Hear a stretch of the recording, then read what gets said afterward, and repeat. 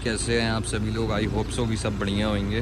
तो ये अपनी XUV 500, इसका आज अपन रिव्यू देने वाले हैं पूरा कि क्या क्या फ़ीचर्स हैं इसमें, सारी फ़ीचर्स, और उसमें क्या यूज़फुल है और क्या यूज़फुल नहीं है। सारे फ़ीचर्स हम आपको दिखाएंगे। आइए अंदर चलते हैं। भाई सबसे पहले तो ये पुश बटन स्टार्ट मिल जाता है, इससे गाड़ी स्टार्ट और ऑफ होती है। ये ऑफ हो गई गाड़ी, ये स्टार्ट हो गई। उसके बाद सबसे पहले अपन आते हैं यहाँ पे steering mount control. Steering mount control में ये तो आपका इंफोटेनमेंट सिस्टम का सब मिल जाता है। इंफोटेनमेंट सिस्टम क्या है क्या नहीं है, सोर्स दी हुई रहती है। इससे ब्लूटूथ ऑडियो वगैरह पे आप जा सकते हैं। ये म्यूट का है और इससे आप वॉल्यूम अप एंड डाउन कर सकते हैं, वॉल्यूम कम ज़्यादा। फ़ोन वगैरह आता है तो इससे आप कॉल पिक कर सकते हैं। और सेकेंडरी इंफोटेनमेंट सिस्टम, और यहाँ पे दिया जाता है क्रूज़ कंट्रोल। क्रूज़ कंट्रोल आपको 60 से ऊपर की स्पीड पे डलता है। 60 की ऊपर की स्पीड पे आप जैसे ही इसको लेके जाएंगे तो क्रूज़ कंट्रोल आप यहाँ से सेट कर सकते हैं। आपको सिर्फ यहाँ प्लस की बटन पे सेट करना है। क्रूज़ कंट्रोल तब डलता है जब 60 की स्पीड से ऊपर हो। सीट बेल्ट अलर्ट दे रहा है। तो क्रूज़ कंट्रोल हाईवे पे चलने के लिए काफ़ी ज़्यादा यूज़फुल होता है भाइयों के लिए। क्या जो भाई भी हाईवे पे बार बार एक्सीलेटर, ब्रेक, क्लच ये यूज़ नहीं करना रहता है, आप डायरेक्ट 60-70 की स्पीड में ले जाके आप क्रूज़ प्लस पे ये दबा दीजिए, ऑटोमेटिक सेट हो जाएगा। उसके लिए काफ़ी यूज़फुल फीचर है ये। और उसके बाद अपन आते हैं लाइट पे। ये प्लस माइनस दिया हुआ है लाइट का। इससे जो अपना हाई बीम है इसको आप ऊपर नीचे सेट कर सकते हैं। हाई बीम इससे अप एंड डाउन हो जाती है। और इससे ये अपना दिया हुआ है फर्स्ट, इससे लाइट रहती है डिम लाइट यहाँ पे लगी हुई है, वहाँ पे लगी हुई है, 3-4 जगह लाइट है। और इसकी भी ब्राइटनेस आप यहाँ से कम ज़्यादा कर सकते हैं। अगर आपको कम ज़्यादा करना है तो ये ज़्यादा हो गई, ये कम हो गई। ये यहाँ से एडजस्टमेंट होता है इसका। और ORVM एडजस्टर दिया हुआ है। फिर यहाँ पे ORVM एडजस्टर, ORVM के मिरर भी आप यहाँ से लेफ़्ट राइट करके सेट कर सकते हैं। ये राइट में आपने किया तो ये सेट होएंगे यहाँ से, ये आप यहाँ से सेट कर सकते हैं। ऑटो फोल्ड मिरर दोनों आप यहीं से कंट्रोल कर सकते हैं। काफ़ी यूज़फुल फीचर है ये। बाहर पहले क्या होता था कि बाहर उतर के अपने हाथ से करना पड़ता था, लेकिन अब ये ऑटोमेटिक ही दे दिया है। अब आते हैं ये इसके इंफोटेनमेंट सिस्टम पे। इंफोटेनमेंट सिस्टम भी काफ़ी अच्छा है। मीडिया वगैरह कंट्रोल यहीं से दिए हुए हैं। नेविगेशन भी आप यहाँ से कर सकते हैं, नेविगेशन, और इसका परफेक्टली काम करता है पूरा। रोड टू रोड आप उसमें देख सकते हैं, समझ सकते हैं। और कहीं पे अगर आपको जाना है जहाँ अननोन रोड्स हैं आपकी, आप यहाँ पे सेट करके उसको कर सकते हैं। ये डायरेक्ट आपने मतलब पूरा एक्यूरेट आपको दिखाएगा। जहाँ पे भी आपको जाना है यहाँ पर आप सर्च करके उसमें डाल सकते हैं। जो भी है आप उसको सर्च कर दीजिए, यहाँ से पूरी आपको वो रास्ता दिखा देगा।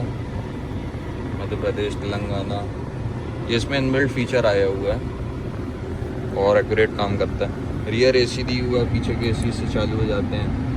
और AC दिया है, AC के मोड्स दिए हुए हैं। जैसे आपको नीचे करना है, ऊपर करना है, वाइपर के लिए, फ्रंट के लिए, सारे फीचर्स यहाँ पे बहुत बढ़िया हैं। और यहाँ से AC नॉब आप कंट्रोल कर सकते हैं। टेम्परेचर यहाँ से कंट्रोल हो जाएगा आपका।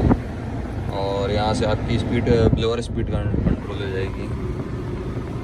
फिर उसके बाद अपन को यहाँ पे चार्जर वगैरह मिलते हैं, यहाँ चार्जर यूज़ कर सकते हैं। और ग्लव बॉक्स दिया हुआ है, 2 ग्लव बॉक्स दिए हुए हैं यहाँ पे। एक ये ग्लव बॉक्स, एक ये। ऊपर आते हैं तो यहाँ पे आपको सनग्लास होल्डर दिया जाता है। काफ़ी ज़्यादा यूज़फुल फीचर है। यहाँ आप सनग्लास होल्डर, सनग्लास रख सकते हैं। और फिर आती है सनरूफ। सनरूफ काफ़ी बढ़िया चीज़ है। यहाँ से आप इसको खोल सकते हैं, एडजस्ट कर सकते हैं, पूरी यहीं से हो जाती है।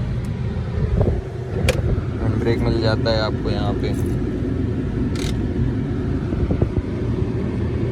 गाइस यहाँ पे आपको ग्लव बॉक्स मिलता है, 2 ग्लव बॉक्स मिलते हैं आपको यहाँ पे। और इसके अंदर चिलर दिया हुआ है। यहाँ पे मतलब आप कुछ भी रखते हैं तो ये AC से कनेक्शन है इसका। ये परफेक्टली यहाँ पे कूलिंग करता है, जो काफ़ी अच्छी चीज़ है। मतलब बॉटल अगर आपको स्टोर करना है नेविगेशन फ़ोन वगैरह भी यहाँ से आप कर सकते हैं। ऐड डिवाइस करेंगे तो यहाँ पे फ़ोन कनेक्ट हो जाएगा आपका। होम ले की मैनुअल सारी चीज़ें यहाँ यहीं पे दिखा देती है। सर्विस कब होना है, कब कैसा क्या दिखाना है। तो काफ़ी अच्छा फ़ीचर है। स्टार्ट स्टॉप का ये फ़ीचर, एक फ़ीचर ये है। स्टार्ट स्टॉप में क्या रहता है, जब आप गाड़ी चलाएंगे कहीं ट्रैफिक में अगर आपकी गाड़ी खड़ी होती है तो उस पर ये गाड़ी ऑटोमेटिक आपकी बंद हो जाएगी। जैसे आप क्लच दबाएंगे और ये फ़ीचर अगर चालू है, अभी तो समझ में नहीं आ रहा धूप में, तो ये गाड़ी डायरेक्ट बंद हो जाएगी। और जैसे ही आप क्लच छोड़ेंगे, स्टार्ट स्टॉप ये अपना उसके लिए फ़ीचर दिया हुआ है। अगर जैसे ट्रैफिक में अपन जाते हैं और इसको अपन दबा देते हैं तो ट्रैफिक में जहाँ भी गाड़ी खड़ी होगी थोड़ी देर के लिए तो ऑटोमेटिक गाड़ी ऑफ हो जाएगी। फिर जैसे ही आप क्लच छोड़ेंगे तो ऑटोमेटिक चालू हो जाएगी। ESP ये इसका बटन है। ESP में क्या होता है, गाड़ी की स्टेबिलिटी बढ़िया रहती है। जैसे कुछ अपन हाईवे पे चल रहे हैं, सामने कुछ आया, अपन ने एकदम से स्टीयरिंग काट लिया तो कई बार क्या है गाड़ी अनबैलेंस हो जाती है। तो ESP में चारों चक्के में ये मॉनिटर करके रखता है कंप्यूटर सिस्टम, तो उससे गाड़ी बहकती नहीं है, स्टेबल चलती है।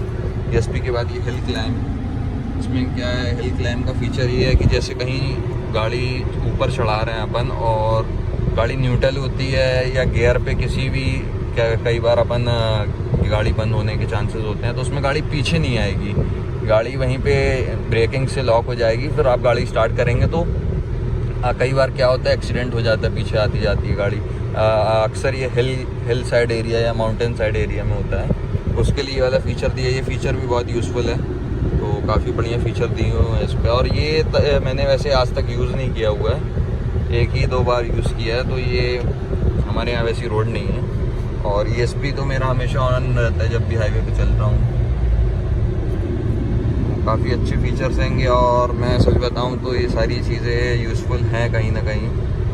जो इंसान गाड़ी चलाता है तो सारे फीचर्स, वैसे तो सीट बेल्ट वगैरह सब लगा के चलना चाहिए, लेकिन ये मतलब फिर भी उसके लिए बहुत अच्छी चीज़ है। स्टेबिलिटी क्या, कब सामने कौन आ जाए किसी ने नहीं देखा है, तो ये सारे फीचर्स, छोटे छोटे फीचर्स कहीं ना कहीं। और इस पर टायर मॉनिटरिंग सिस्टम भी दिया हुआ है। ऑटो लैम्प भी दिया हुआ है। ये ऑटो लैम्प दिया हुआ है, ये ऑफ हो गया, मतलब ऑटोमेटिक ये अपने सनलाइट को ऑब्जर्व करके ये ऑटो लैम्प ऑन है। ये ऑटो लैम्प ऑन है, तो इससे ऑटोमेटिक ये वो कर लेता है कि जो DRLs day time running light हैं वो इससे ऑन हो जाती हैं, ये ऐसे ऑन रहती हैं। इंफोटेनमेंट सिस्टम के तरफ आए तो ये HDFC डीएक्टिवेटेड,